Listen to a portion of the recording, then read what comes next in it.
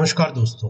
क्या आपने कभी सोचा है कि महाभारत में कौन सा ऐसा योद्धा था जिसने 18 दिन के भीषण युद्ध में न केवल पांडव सेना का सामना किया बल्कि उसे कोई भी पांडव मार नहीं पाया।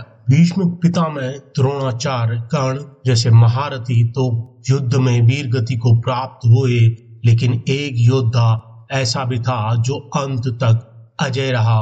वह था कृतवर्मा।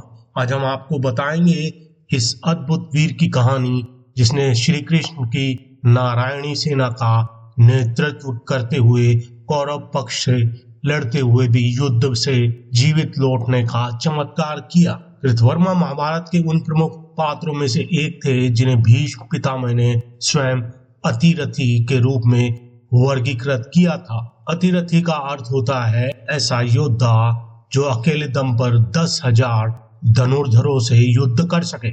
महाभारत के अनुसार कृतवर्मा भोजराज ऋधिक के पुत्र थे और विष्णु वंश के 7 प्रमुख सेना नायकों में से एक थे। वे यादव वंश के शक्तिशाली योद्धा थे, बिल्कुल सात्यकी के समान। महाभारत के आदि पर्व में उल्लेख है कि वह एक कुशल धनुर्धर थे जिन्होंने महाभारत के युद्ध में सभी 18 दिन युद्ध किया। ये कोई मामूली बात नहीं थी, क्योंकि अधिकांश महारथी युद्ध के दौरान वीर गति को प्राप्त हो गए थे। आपको याद होगा कि महाभारत युद्ध से पहले दुर्योधन और अर्जुन दोनों श्री कृष्ण से मदद मांगने गए। श्री कृष्ण ने उन्हें 2 विकल्प दिए, एक स्वयं श्री कृष्ण जो शस्त्र नहीं उठाएंगे और दूसरी तरफ श्री कृष्ण की पूरी नारायणी सेना। दुर्योधन ने नारायणी सेना को चुना जबकि अर्जुन ने श्री कृष्ण को। इसी कारण कृतवर्मा यादव होते हुए भी कौरव पक्ष से लड़े। वे नारायणी सेना के सेनापति के रूप में युद्ध में शामिल हुए क्योंकि श्री कृष्ण ने दुर्योधन को अपनी सेना देने का वचन दिया था। कुरुक्षेत्र के मैदान में कृतवर्मा ने अपने असाधारण युद्ध कौशल का प्रदर्शन किया। उन्होंने अनेक बार पांडव सेना को परास्त किया और अर्जुन, अभिमन्यु और सात्यकी को छोड़कर लगभग सभी पांडव योद्धाओं को पराजित किया। इतिहास गवाह है कि उन्होंने युधिष्ठिर, भीम, शिखंडी, उत्मौजा और धृष्टद्युम्न जैसे महान योद्धाओं को पराजित किया। विशेष रूप से युद्ध के 14वें दिन उन्होंने 2 बार भीम को पराजित किया। यह ऐसी उपलब्धि थी जिसे बहुत कम योद्धा हासिल कर पाते हैं। घटोत्कच के साथ भी कृतवर्मा का भीषण युद्ध हुआ था। जब घटोत्कच ने अन्य योद्धाओं के साथ मिलकर कृतवर्मा पर सामूहिक हमला किया, तब भी कृतवर्मा ने बड़ी संख्या में पांडव सेना का संहार किया। हालांकि हर महान योद्धा की तरह कृतवर्मा को भी कई बार पराजय का सामना करना पड़ा। धृष्टद्युम्न के साथ एक युद्ध में वे इतनी बुरी तरह पराजित हुए कि मूर्छित हो गए, लेकिन हर बार वे पुनः उठे और युद्ध में लौटे। महाभारत के सबसे दुखद प्रसंगों में से एक अभिमन्यु का वध था। इस निर्मम हत्या में कृतवर्मा की भी भूमिका थी। जब गुरु द्रोण ने अभिमन्यु को काबू करने का सुझाव दिया, तब षड्यंत्र के तहत कर्ण ने अभिमन्यु का धनुष काट दिया। कृपाचार्य ने उनके दोनों सारथियों का वध किया और कृतवर्मा ने अभिमन्यु के रथ के सभी घोड़ों को मार गिराया। यह अधर्म युद्ध का एक उदाहरण था जहां अनेक महारथियों ने मिलकर एक युवा योद्धा का वध किया।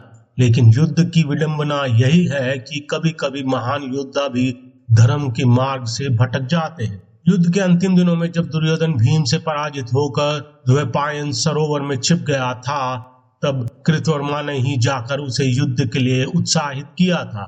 यह दिखाता है कि वे अंत तक दुर्योधन के प्रति वफादार रहे। जब भीम के हाथों दुर्योधन मारा गया, तब क्रोधित अश्वत्थामा ने रात में सोते हुए पांडव पुत्रों को मारने का निर्णय लिया।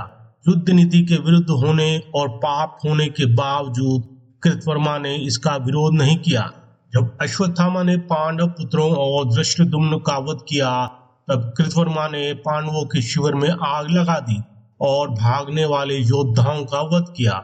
उन्होंने अश्वत्थामा का पूरा साथ दिया, जो उनके चरित्र के विवादास्पद पहलू को दर्शाता है। अद्भुत बात यह है कि कुरुक्षेत्र युद्ध के बाद कृतवर्मा जीवित बच गए और अपने राज्य वापस लौटे।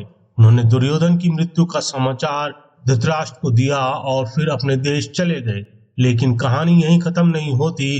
कुरुक्षेत्र के 36 साल बाद जब श्री कृष्ण को एहसास हुआ कि गांधारी का श्राप अब सच होने वाला है, तब उन्होंने सभी यादवों को तीर्थ यात्रा पर जाने को कहा। एक दिन यादव प्रभास तीर्थ पर गए, जहां सबने अत्यधिक मदिरा का सेवन किया। वहां सात्यकी ने कृतवर्मा को ताना मारते हुए कहा, तेरे सिवा दूसरा कौन ऐसा क्षत्रिय होगा जो अपने ऊपर आघात न होते हुए भी अचेत पड़े हुए मनुष्यों की हत्या करेगा। इसके उत्तर में कृतवर्मा ने सात्यकी को उनके अपने पाप याद दिलाते हुए कहा, भूरिश्रवा की बाह कट गई थी और वह पृथ्वी पर मरणांत उपवास करके बैठ गए थे। उसी अवस्था में तूने वीर कहलाकर भी उनकी क्रूरता पूर्वक हत्या क्यों की? इस पर क्रोधित होकर सात्यकी ने तलवार से कृतवर्मा का सिर काट डाला। इस प्रकार जिस योद्धा को कोई पांडव महाभारत के युद्ध में न मार सका, उसका अंत एक यादव के हाथों हुआ।